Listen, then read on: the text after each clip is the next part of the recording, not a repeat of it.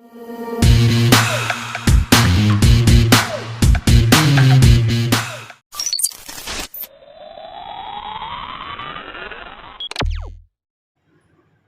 Friends, எல்லோரும் எப்படி இருக்கீங்க? நல்லா இருக்கீங்களா? ஃப்ரெண்ட்ஸ், நீங்கள் இன்னும் நம்ம சேனல் சப்ஸ்கிரைப் பண்ணலையா? சப்ஸ்கிரைப் பண்ணுங்கள். அப்படியே பக்கத்தில் இருக்க பெல் ஐக்கானை கிளிக் பண்ணுங்கள் ஃப்ரெண்ட்ஸ். இன்றைக்கி ரொம்ப ரொம்ப டேஸ்ட்டாக ஒரு 1 பாட் ரைஸ் செஞ்சுன்னு பார்க்கலாங்க. இப்போ குக்கர் எடுத்து நல்லா ஹீட் பண்ணிட்டேன். இப்போ அதில் ஒரு 3 ஸ்பூன் போல் ஆயில் சேர்த்துக்கலாம்.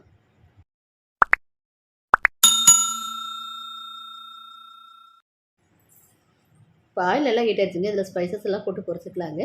ஒரு பிரிஞ்சி இலை, 2 துட்டு பட்டை, 2 ஏலக்காய், 3 கிராம்பு சேர்த்து தாளிச்சிக்கலாங்க.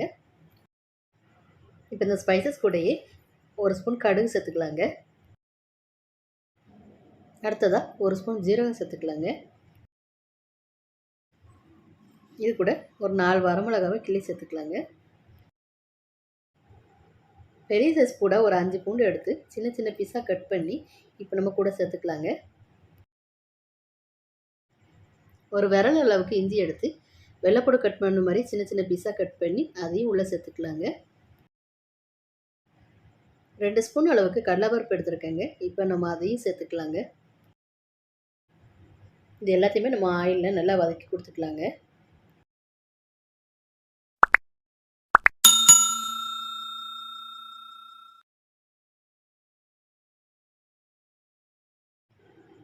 நீல வாக்கில் கட் பண்ணி எடுத்த வெங்காயத்தை நம்ம வதக்கிட்டு இருக்கிறது கூட சேர்த்துக்கலாங்க.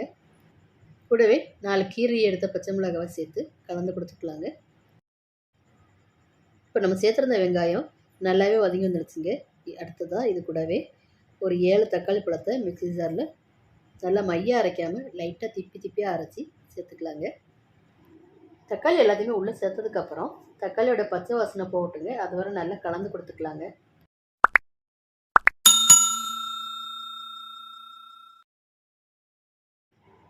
தக்காளியோட பச்சை வாசனை போய் நல்லா வதங்கி வந்துருச்சுங்க. இப்போ மசாலா பொடியெலாம் ஒன்று ஒன்று சேர்த்துக்கலாங்க. 1/2 ஸ்பூன் மஞ்சள் பொடி, 1 ஸ்பூன் மிளகாத்தூள், ஒரு 2 ஸ்பூன் மல்லித்தூள் சேர்த்துக்கலாங்க.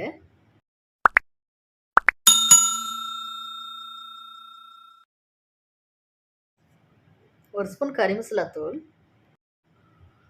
1 ஸ்பூன் மிளகுத்தூள். இப்போ இந்த டொமேட்டோ புலாவுக்கு தேவையான அளவு கல் உப்பு சேர்த்துக்கலாங்க.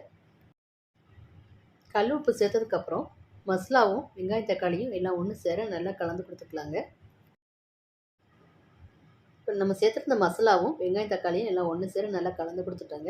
கலந்து கொடுத்ததுக்கப்புறம் டொமேட்டோ புலாவுக்கு தேவையான அளவு தண்ணி அளந்து வச்சுருக்கிறேன். இப்போ அந்த தண்ணியை உள்ளே சேர்த்துக்கலாங்க. தண்ணி சேர்த்ததுக்கப்புறம் நல்லா மிக்ஸ் பண்ணி கொடுங்க. மிக்ஸ் பண்ணி கொடுத்துட்டு தண்ணி நல்லா கொதி வரட்டுங்க. அது வரை நம்ம வெயிட் பண்ணிக்கலாம். இப்போ நம்ம சேர்த்துட்டு தண்ணி நல்லா கொதிச்சிட்டு இருக்குங்க. இந்த டைமில் நம்ம ஊற வச்சு எடுத்த அரிசியை சேர்த்துக்கலாங்க.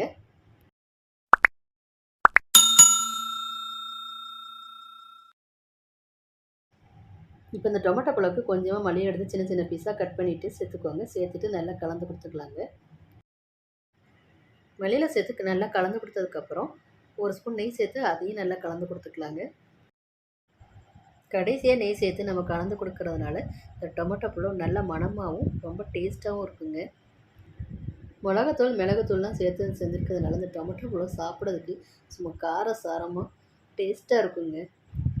இப்போ குக்கரை மூடி 2 விசில் வர வரைக்கும் வேக வச்சுக்கலாங்க. இது டொமேட்டோ புலாவா பிரியாணியான்னு ஆச்சரியப்படுற அளவுக்கு இருக்குங்க ஃப்ரெண்ட்ஸ். இப்போ நம்ம குக்கரை திறந்து பார்த்துக்கலாங்க. உண்மையாகவே இந்த டொமேட்டோ புலாவ் குக்கரை திறக்கும் போது பிரியாணி மாதிரி வேறு லெவலுங்க. சூப்பரான டேஸ்ட்டான அந்த டொமேட்டோ புலாவை நல்லா கலந்து கொடுத்துக்கலாங்க. ஃப்ரெண்ட்ஸ், லைக் பண்ணுங்கள், கமெண்ட் பண்ணுங்கள், ஷேர் பண்ணுங்கள், மறக்காமல் சப்ஸ்கிரைப் பண்ணுங்கள், பக்கத்தில் இருக்க பெல் ஐக்கானை கிளிக் பண்ணுங்கள். தொடர்ந்து சப்போர்ட் பண்ணுங்கள் ஃப்ரெண்ட்ஸ். தேங்க்யூ.